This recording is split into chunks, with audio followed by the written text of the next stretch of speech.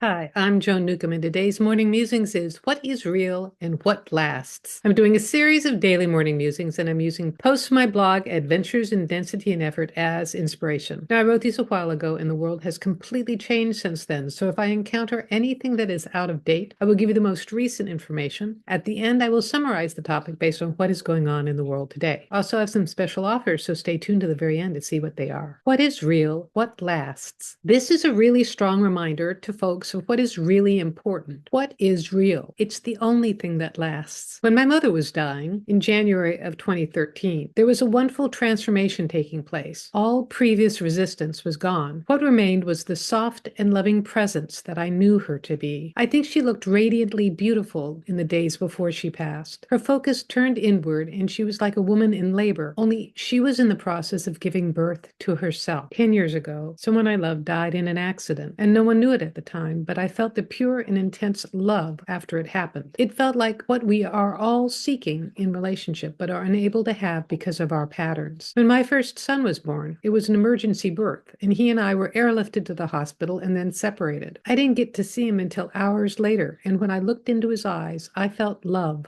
for the very first time. So it's the same coming in as it is going out. When I first showed up to take care of my mother, she'd become so settled in her ways, she was cemented in place. Any attempts at changing things for the better, I thought, were fought off. Her bad temper didn't faze me, as it was so unlike the mother I had grown up with. The hardest thing, as she grew more ill, was her resistance to affection. Her Alzheimer's made her physically sensitive, so she didn't like to be touched. When she grew closer to death, she was able to express her love and appreciation for my caring for her, and I was finally able to hold her or lovingly place my hand on her back. 10 years ago, I'd reconnected with this friend only 2 months before their accident. I realized that the love that I felt after they'd passed would not have been possible if we'd been together because there were too many divergent circumstances. Before both my sons were born, I felt an amassing of love. It's what we really are. The first one created an emergency situation, and then, as a firstborn, got to fully experience both his father and my family dysfunctional programming. The second came in as everything was breaking down. Love comes into form, and in form there is density, effort, and resistance. We are always seeking this love, this feeling of connection. But as we go out into this physical world, it's like we're opposing magnets, bouncing away from what we really want the most. Love is what we really are, and everything else is just a distortion. When we come together in love, we experience that honeymoon phase where we almost feel that original connection, but then our patterns emerge and we bump up against them,